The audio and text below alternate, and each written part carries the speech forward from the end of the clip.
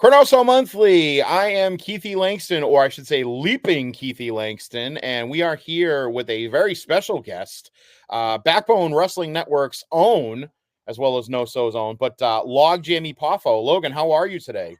I'm happy to be here. I am the smartest man on the Backbone Wrestling Network. Happy to be here tonight with you, Keithy. Hickory, I'm dickory, just dock. playing. Glad to be here. Hickory, dickory, dock. YouTube is on the dock.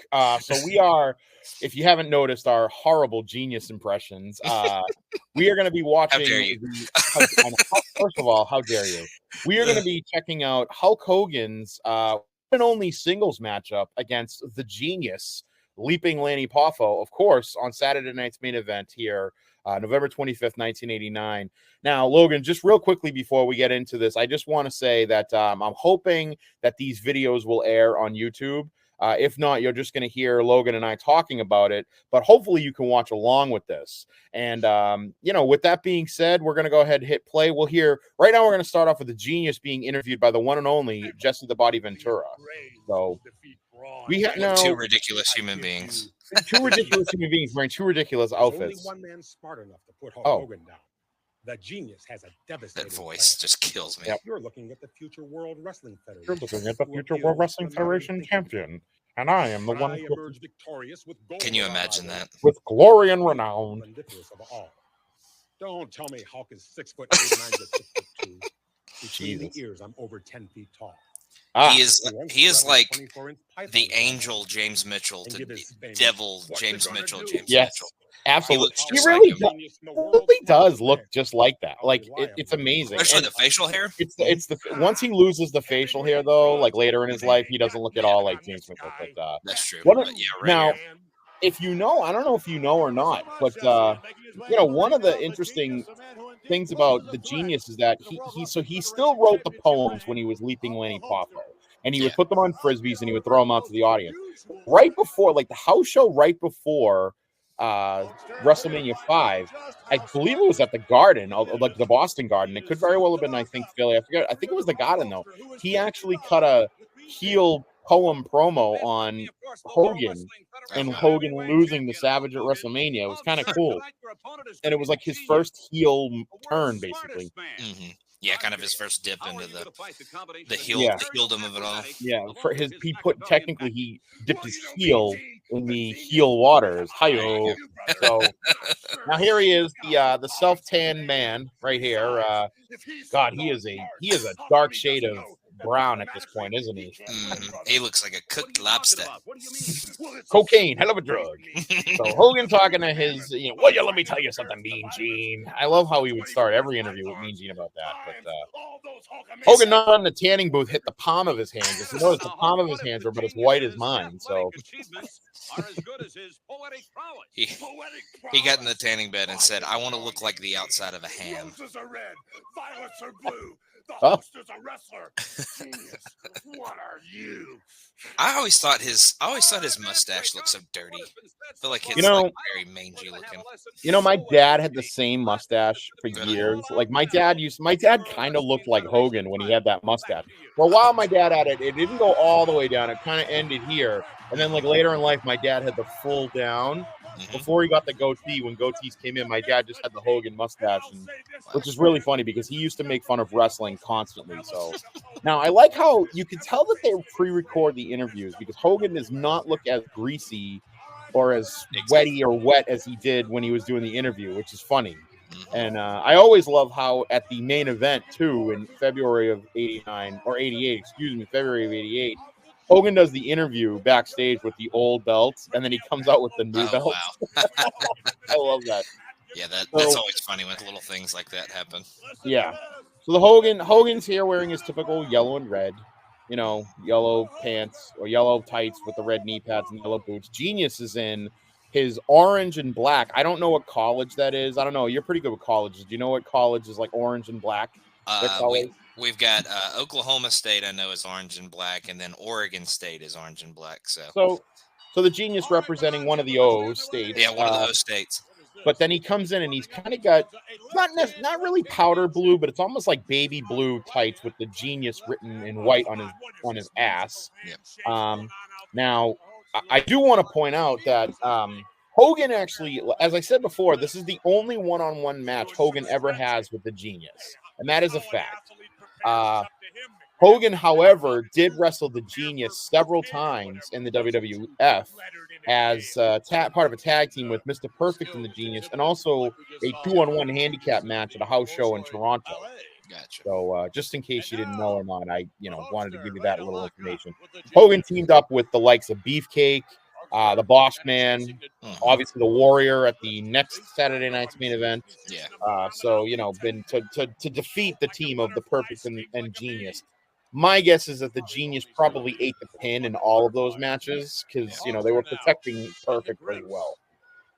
Did he wrestle a lot outside of this as the Genius? I know he wrestled earlier on as Leaping Lanny Poffo, but yeah, does he do much as the Genius outside of this kind of feud right here?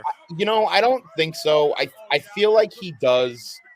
I feel like he pretty much goes into managing like right after this. Yeah. But he was an enhancement. I mean, I guess much like he was when he was Leaping Lanny Poffo, he was kind of like the Java of the Stars. Like he would go out there and he would open up house shows and stuff. So he actually does have an extended run with wrestling Beefcake and then Coco Beware in like 1990. So my guess is that him and Coco probably opened up every house show around the circuit for a while. But yeah, I mean, it's funny looking at like his cage match because I mean, he's got losses against like Pez Watley. Like Pez Watley in the year of our Lord 1990 is defeating the Genius on house shows. But I know the next year he starts managing the Brothers Beverly. You'll love the brother, yes. And so he ends up actually wrestling a lot of 6-man tags with the Brothers Beverly against Jim Neidhart and the Bushwhackers. Oh God! So and then when the Legion of Doom starts, man. Well, and then when the Legion of Doom start feuding with the Brothers Beverly, he wrestles Paul Ellering in the LOD against the Brothers Beverly and the Genius. So yeah, I mean now that I look at it, he's actually pretty much consistently wrestled. I got you. Yeah, he's a pretty active wrestler in the company, so that's kind of good. I like this scene right here where he's using he's utilizing his mind, as Jesse says. Doing some formulas. He's a walking computer. I love his elegant way of continuing to get into the ring. Well, you can't fault the man for being extremely gifted, talented-wise. I mean, he was definitely a very athletic cat. With the Olympics going on right now, he looks very gymnastics-like with all those pull-ups and doing crazy stuff with the ropes and stuff like that. So yes, very I wonder. Now I don't know if you know this or not, but I wonder if he would. I wonder what country he would represent, because he was born in Canada. His dad is an Italian. His mother is Belarusian and Lithuanian, and he's from America. So what country do you think the Genius? I feel like if Lanny Poffo was an Olympian, he would be like part of that refugee country. Yes. I don't want to give allegiance to one country or another. I just want all of us to have fun. I'm a multilingual and multicultural person, so I'm going to join the refugee camp. I don't know. I always wonder with that because there's a pole vaulter that won the gold medal the other day that represented Sweden, but his dad was American, or like one of his parents was American, one of his parents is Swedish, and I was like, usually I feel like in that situation you were like on the American team unless you like can't make the American team, but this guy's like the world record holder, so like obviously they would not have him on the American team, so maybe he just feels closer to that parent or something like that, or closer to that culture. But I don't know. I think I know we should at least mention some parts of this match. Hogan doing a little bit of flaunting. I'm going to call it flaunting and not taunting, because he's flaunting doing the Genius wavy arms. Genius doing a lot of very effeminate maneuvers in this ring, and Hogan is taking it to him. But getting back to your Olympic thing, I kind of see the Olympics nowadays very similar to like the World Baseball Classic, or even, if you will, the Olympic basketball team, where you have NBA players who play in America, yet they're going back to represent their home country that they came from, or that they, that they feel most connected to. And I think that because I noticed a lot of the Olympic gymnasts, they go to college in America, but they're representing like Brazil, or they're representing the Dominican or whatever. So I think you get a lot of, I feel like a lot of athletes across the country or across the world actually hone their skills in American universities. And then they go and they represent. Oh, look at this. Perfect.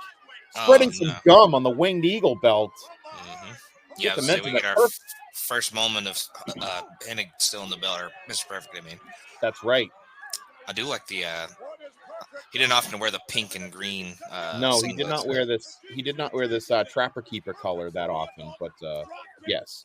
Now, genius! Right, a beautiful drop kick into Hogan's back, where he sends Hogan into the corner post, and then throws him back into the corner post. Hogan now selling wonderfully for the Genius, and the Genius now jumps into the ring, celebrating, perfect on the outside, very excited. And now we're going to get the King of the Mountain spot, where Genius is going to refuse to let Hulk Hogan back in the ring. I do like that Hogan went from feuding with one Savage to another Savage. Like he went feuding with one. He ended his feud with one Poffo brother, and then he went to the other Poffo. Do you know his Genius's boots say high IQ on them? Or I did not notice that. That's hilarious. They say high Q. Oh, nice moonsault. And we got a what-up maneuver where it's like one word one way and then one word the other way. Like a crossword, like the New York Times crossword puzzle. Hogan hulking up. I guess that's the Genius's finishing hold, is that kind of that flip off the top rope, almost like a swanton, but not really. And now Hogan's hulking up, and the reason I say it must be the Genius's finishing move, because we know that in the 1980s, Hulk Hogan only hulks up after the guy hits his finishing maneuver. Definitely. We get 3 punches to the head. We get the whip into the ropes, the big boot. Now Hogan's gonna go and give the leg drop here. No, he doesn't. He picks the Genius up. Is he gonna? Oh no, right to the eye. What a shocker! Oh, it was a right to the eye by the Genius. It looked like Hogan was gonna rake the eye. Now he's raking his back. Now Genius is scratching his back, much like I enjoyed when I was married. My ex-wife would do that to me. So Hogan rakes the eyes. Now he's raking the Genius's back, and Hogan's got those deep nails that he's digging into the Genius's. What a heel! What a piece of shit Hulk Hogan is, isn't he? Yeah, I was gonna say, I mean, he has the most heel offense of all time, and yet he was a face somehow for so long. Oh God! Look at that! Hogan just no respect for the man, no respect for the top rope. He just body slams him over the top rope. If Cowboy Bill Watts was running this territory, Hogan would have been disqualified and had the title stripped of him right now. Yeah. Perfect, who has Mr. P on his boots, kind of match the high Q on Genius's boots. I love the Perfect Genius pairing. What did you think? I mean, I like Bobby Heenan as well, but I thought that Genius and Perfect was great. Yeah, for it not lasting too terribly long, it was a very good pairing, I would say. Now Perfect hits Hogan with the belt. And Hogan's now on the ground. I'm sorry, what were you going to say? I cut you off, I feel like. Nah, yeah, I was just saying, like, oh, he won by count out. Way to go, Genius. And the Genius wins by count out. But yeah, they're not together too terribly long, but I feel like they worked for when they were together. So, yeah. But I do love Heenan and Perfect for sure. Now, Hulk Hogan, I do want to point out that Hogan tended to lose by count out a lot when he was the champion, and I do want to say that Hogan wrestles Savage an awful lot in not only in post WrestleMania 5, but really pre-WrestleMania 3. And Hogan only loses to Savage by count out. Oh, wow. and there's a significant number of losses where Hogan loses to Savage by count out. But with that, we're going to take a quick commercial break. So stay tuned for some more of Log Jammy Poffo and Leaping Keithy Langston. All righty, and we are back. Logan, can you believe what we're seeing right now? Back at ChroNoSo, I told you we'd be back for these shenanigans afoot. The Genius is dancing around like a poof, and it looks like Mr. Perfect is decimating the World Wrestling Federation Heavyweight Championship. What do you think? Like a poof. He is a poof. Yeah, he is really doing some work on that. I believe this is the second title that gets destroyed on a Saturday Night's Main Event. Maybe not. But I believe the IC title also gets smashed at some point by somebody. Yeah, I think Greg Valentine destroys Tito's and then that's when Tito gets the belt, the classic belt that everybody loves, the one that he loses to Savage. Yes, not the first belt either to be destroyed, because I believe was a Superstar Billy Graham. I believe destroys Backlund's belt. It might not have been Superstar Billy Graham. I think it was though, but maybe not. That sounds about right. Yeah, and then actually Pete reviewed that on Greetings from Allentown proper. He reviewed when Backlund's like freaking out on television after seeing the belt destroyed. Now, I do have to say, everybody believed that this was the hardcore championship. It was not. Just to let everybody know, it is not. It was a rumor that had been debunked several times by the WWE, excuse me, later on, that this is not the title that Mankind is given in 1999. It is not. Or it really makes sense, but yeah, yeah. That is interesting to know that that's not that is a false rumor for sure. But pretty cool though that they broke the belt like that. Look at I'm so solemn, I can't believe this happened. I am perturbed. I am offended. How dare them? He was really doing some work on there. He was really getting down and like hammering it. So. He was at one point though. Like at one point, Perfect totally misses the belt and hits the ground, and it's just really funny to me. And I love how Hogan is so talk about solemn. Like freshly washed, I might add. Like Hogan just got out of the shower. He put his clothes back on and come out and cut this. Brother, this is the worst day of my life. This is worst day since Linda held down on me for sex for like a weekend.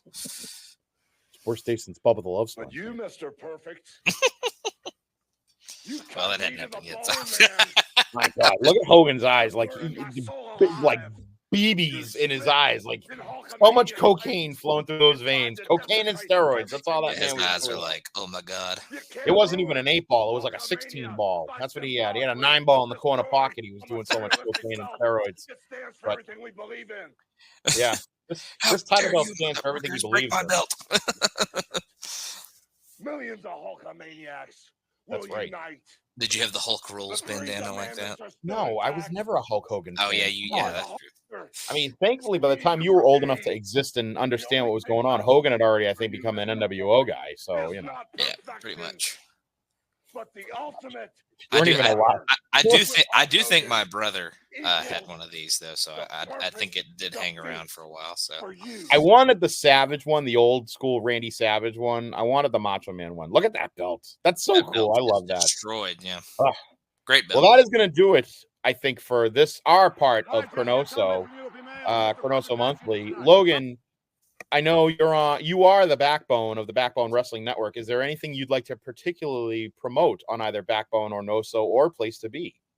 Yeah, just check out the Backbone Wrestling Network as a whole. Just check out all the shows. Everything's going great over there. Everything everybody's putting out is doing some really awesome stuff. So definitely check out everything over there. You're over there, Sean Kidd, Jake Williams, Matt Stew's, Scott Shiflett. Just check out all of our stuff. But here on the North South Connection, I have Talking Docs with Jenny and Roger, and we're doing like a music season right now. So I think we're recording our next one next week. I don't think we've quite picked our topic yet, but one of the best shows on the NoSo. It really is. But yeah, that's it for now. Thank you. Okay. What about on the social medias? Are you on the Twitter? I am at Highway Backbone on Twitter. I don't really do Instagram, but I'm Rhino8293 there. So, well, try to see him on the tweet on the artist formerly known as Twitter. On the artist formerly known as Twitter, you can find me at Flounder824. And of course, as Logan said, I am on the Backbone Wrestling Network with the Shit Take and also Hands of Z, the #1 podcast where we watch Ronnie Garvin and Larry Zbyszko matches with Sean Kidd just torturing me every time we get together between Shit Takes and Hands of Z. Sean Kidd is going to be he'll be the end of him. Yeah. And then, of course, on the NoSo, you can hear A La Carte with Keithy every other Friday. Every once in a while, Hail to the Keith, the #1 history-based podcast on the North-South Connection Podcast Network, I might add. And you can hear me every week with my BFF in the whole wide world, Petey Winston, on GFA Live, on any of our other podcaster apps that you have. So check everything out on the NoSo. Backbone Wrestling Network, Place to Be Nation. We're doing all this stuff for everybody. And of course, on our YouTube show, as this is on YouTube, if you're listening to this on audio, go back and watch it YouTube, and hopefully you'll be able to see the genius poofing around, Lanny Poofo. If not, you can hear Logan and I laugh about him a lot. So thank you so much, Logan, for joining me, and we'll catch you all later.